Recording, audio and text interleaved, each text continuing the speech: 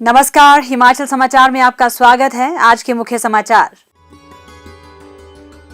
विधानसभा सत्र के तीसरे दिन की शुरुआत प्रश्नकाल से।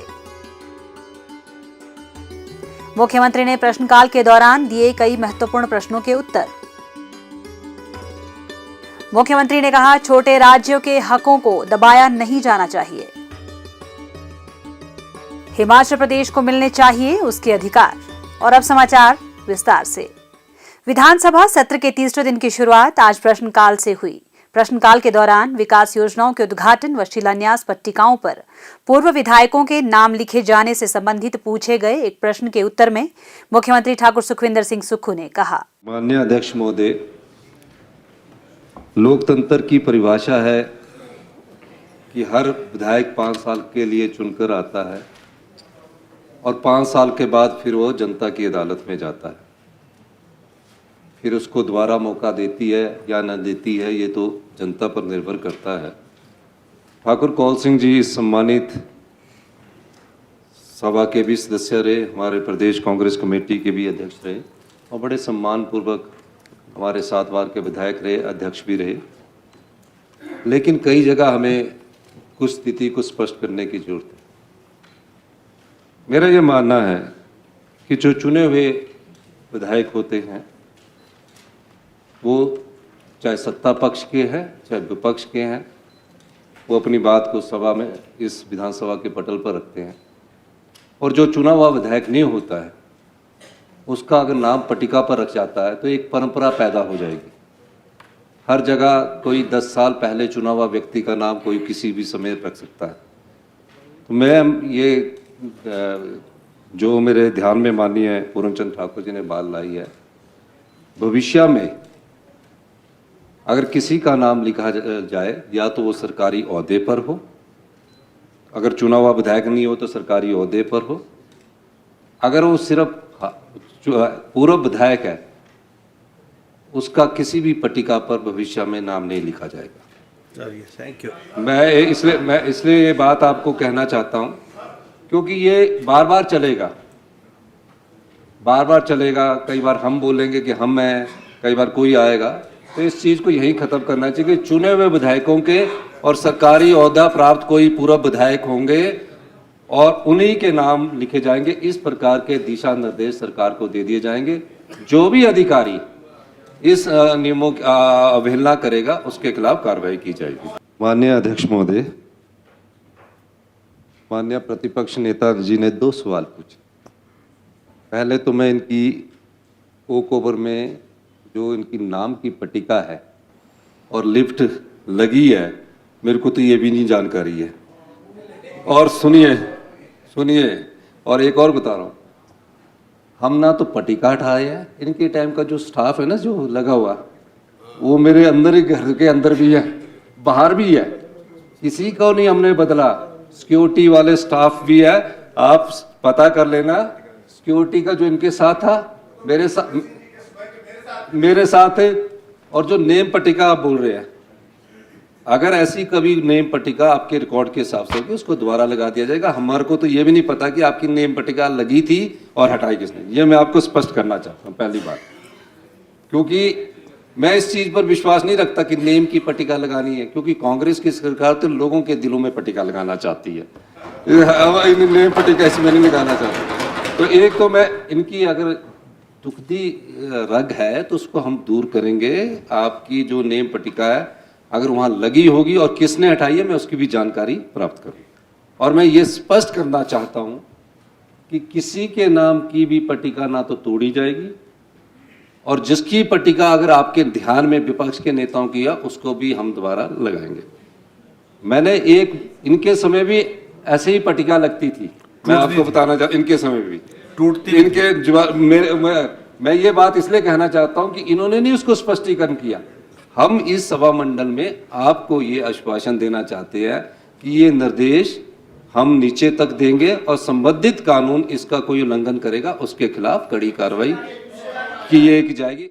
विद्युत विभाग से संबंधित पूछे गए एक प्रश्न के उत्तर में मुख्यमंत्री ने कहा, भारत सरकार ने 2 साल पहले, हमारी सरकार से पहले, स्मार्ट मीटरिंग के लिए टेंडर की प्रक्रिया को शुरू किया।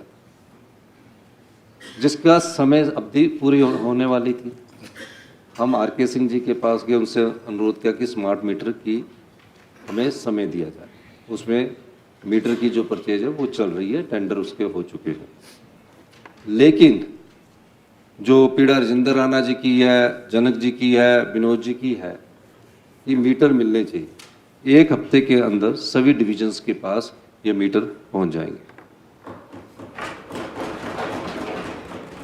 मैं एक और बात आपके ध्यान में लाना चाहता हूँ। जनक जी बोल रहे थे बिजली की चोरी है। बिजली की कोई चोरी नहीं हो रही, क्योंकि 17.5 लाख मीटर बिना बिल के है। मीटर लग चुके हैं, मीटर का खर्चा भी सरकार ने दिया हुआ है, लेकिन उनका बिल 0 आता है। हमारी टोटल परिवार रजिस्टर के अनुसार हमारी जो पॉपुलेशन है, जो रजिस्ट्रेशन होती है, वो मेरे ख्याल हिमाचल की जनसंख्या के हिसाब से 19 लाख के करीब है, और 1 लाख ट्रांजिशन पॉपुलेशन है, जो लेबर क्लास आते हैं उनके राशन कार्ड होल्डर है। और बिजली के मीटरों की संख्या कितनी है? 20 हो सकती है, 21 हो सकती है ट्रांजिशन पॉपुलेशन, क्योंकि हम उसको राशन कार्ड होल्डर्स जो है हमारे 2021 के बाद, जब इस सरकार के कोरोना काल के बाद 29 लाख मीटर इस प्रदेश में हो चुके हैं। परिवार कितने हैं? 20 लाख। 9 लाख मीटर एक्स्ट्रा लगे हैं, जिनको कई प्रकार की सुविधाएं दे रहे हैं। हम सब इसमें सुधार की भी जरूरत है, और हम सबको मिलकर इसमें आगे भी आना पड़ेगा। और बिजली बोर्ड में जो कर्मचारियों की बात कर रहे हैं, मैं आपकी बात से सहमत भी हूं। 29,000 कर्मचारियों को तो हम ओल्ड पेंशन स्कीम दे रहे हैं। 6,500 कर्मचारी, जिसमें अधिकारी वर्ग के ज्यादा नए पद बनाए गए हैं। जो ये आपकी समस्या, जो लाइनमैन है, टीममेट है, इस पर सरकार बड़ी गंभीरता से विचार कर रही है, और आने वाले समय में जहां हम आउटसोर्स कर सकते हैं वहाँ आउटसोर्स करेंगे, और जहां हम नियुक्तियां कर सकते होंगे वहाँ हम मल्टीपर्पज वर्कर्स की हैसियत के हिसाब से नियुक्तियां भी करेंगे। स्टाफ की हम कमी नहीं आने देंगे। कंडक्टर की भी आपने बात की है, कंडक्टर हमारे पास पूरी है। खंबे पीछे कम थे, क्योंकि सप्लाई करने में टाइम लग जाता है, लेकिन हम इस व्यवस्था में थोड़ा और भी परिवर्तन करने की कोशिश करेंगे। राज्य चयन आयोग से संबंधित पूछे गए एक प्रश्न के उत्तर में मुख्यमंत्री ने कहा, सबऑर्डिनेट सिलेक्शन बोर्ड में प्रदेश के हजारों युवा लोग बैठते थे, सोचते थे कि मैं बहुत पढ़ाई कर रहा हूं और पढ़कर मेरे को सरकार में नौकरी मिलेगी। 26/12/2022 को मेरे ध्यान में जब ये मामला आया, और हमने विजिलेंस जांच बिठाई, और उस आधार पर पता लगा कि पिछले कई वर्षों से ये गोरख धंधा सबऑर्डिनेट सिलेक्शन बोर्ड में चल रहा। कितने युवा थे जिनको धोखा दिया गया, जो योग्य थे, और जो योग्य नहीं थे वो पेपर लीक होने के बाद वो पेपर में सिलेक्ट हुए जाते थे। अभी भी कुछ FIR दर्ज हो रही है। हमने उन युवाओं को धोखे से बचाया जो पेपर बेचे जाते थे जिनको, और जो लोग नौकरी लग जाते थे। हमने सबऑर्डिनेट सिलेक्शन बोर्ड को भंग कर दिया, और हमने सानन कमेटी रिपोर्ट बनाई और कहा कि पूरा पारदर्शिता से काम होना चाहिए। ये ठीक कहा कि 3 महीने की हमने उन्हें समय अवधि दी, लेकिन जब वो बैठकें हुई, RMP रूल्स देखेंगे, तो और समय हमें बढ़ाना पड़ा, और समय हमने बढ़ाया। अब राज्य चयन आयोग का गठन कर दिया गया है, और राज्य चयन आयोग का गठन करने के बाद उसमें चेयरमैन की पोस्ट क्रिएट करके उसमें इंटरव्यू स्टार्ट करने की प्रक्रिया को शुरू किया जा रहा है। 3-4 साल से ये आपके पेपर जो सबऑर्डिनेट सिलेक्शन बोर्ड में होते थे, वो सब हाई कोर्ट और सुप्रीम कोर्ट में थे। आज JOIT के जो पेपर है, जो बच्चे बैठे हैं, वो 2020 का, मेरे समय का नहीं। हम तो समस्या का समाधान कर रहे हैं। हम हर चीज में समाधान करना चाह रहे हैं। हम कैबिनेट की सब कमेटी इसीलिए बनाई है कि 1 लाख कुछ लोग बैठे, उसमें सिलेक्ट हुए 1800-1900 के लगभग। अब उसमें से भी 10-12 लोगों को पेपर लीक करवाए गए हैं। उसका समाधान ढूंढ रहे हैं। हम उनका भला चाहते हैं, कोई ओवरेज की बात नहीं। जहां हमें तो 1 ही साल हुआ है, एक साल में अगर कहीं हमारी जो नियुक्तियां होनी है वो चल रही है, फिर हमने क्या किया कि ये नियुक्तियां करनी जरूरी है। हमने पब्लिक सर्विस कमीशन को ये जो नियुक्तियां उसके बारे में हमने उनको लिख दिया और वो नियुक्तियां कर रहे हैं। तकरीबन 2-2.5 हजार नियुक्तियां तो इसी साल हमने कर दी है, जिनकी अपॉइंटमेंट लेटर इस अप्रैल में हम उनको जारी कर देंगे और उनकी नियुक्तियों के रिजल्ट भी निकल चुके हैं। इसके अलावा जो माननीय हमारे राकेश जम्वाल जी ने कहा है कि राज्य चयन आयोग कब तक करेगा, मेरा मानना है कि जल्दी ही इस प्रक्रिया को शुरू कर लिया जाएगा। और क्योंकि ये कंप्यूटर बेस्ड टेस्ट होंगे, पेपर भी कंप्यूटर ही सेट करेगा, सारे कंप्यूटर बेस्ड टेस्ट के आधार पर इसको किया जाएगा। इतना इंफ्रास्ट्रक्चर खड़ा करने के लिए भी हमें थोड़ा समय लग रहा है, लेकिन नियुक्तियां सभी जो भी राज्य चयन आयोग के माध्यम से, जो सबॉर्डिनेट सिलेक्शन बोर्ड के माध्यम से होती है, वो सब राज्य चयन आयोग को चली जाएगी।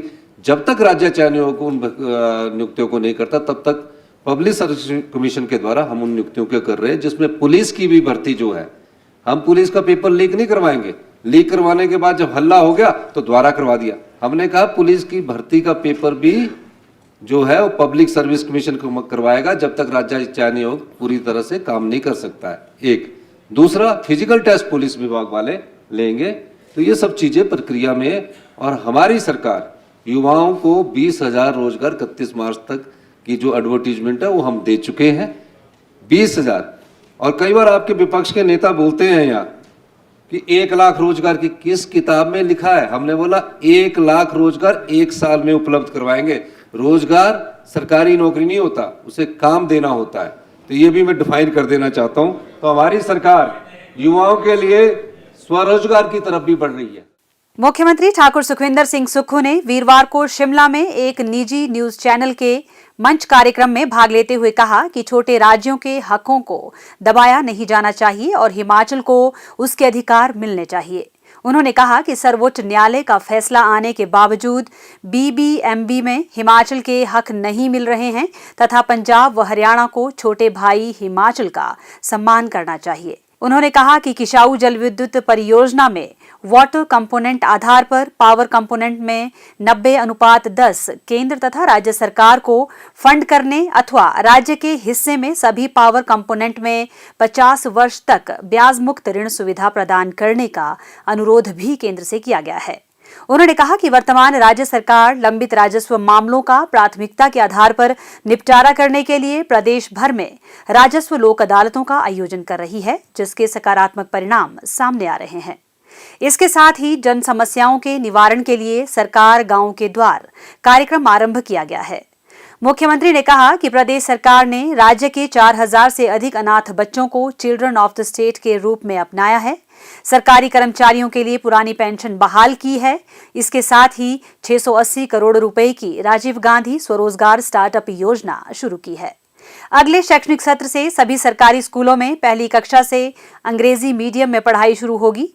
उन्होंने कहा कि मेधावी विद्यार्थियों को उच्च शिक्षा के लिए 20 लाख रुपए तक का ऋण 1% ब्याज दर पर उपलब्ध करवाया जा रहा है। उन्होंने कहा कि राज्य सरकार ने पिछले 14 माह के कार्यकाल में समाज के अंतिम व्यक्ति तक कल्याणकारी योजनाओं को पहुंचाने का सफल प्रयास किया है। समाज का जो वर्ग अपनी आवाज नहीं उठा सकता, उस तक भी सरकार पहुंची है। हिमाचल समाचार देखने के लिए सब्सक्राइब करें यूट्यूब चैनल हिमाचल समाचार, फॉलो करें x@DPRHP, लाइक करें Facebook page information and public relations department Himachal Pradesh, follow करें इंस्टाग्राम @DIPR हिमाचल, विजिट करें वेबसाइट www.himachalpr.gov.in। इस अंक में इतना ही। कल फिर होगी मुलाकात। दीजिए इजाजत। नमस्कार।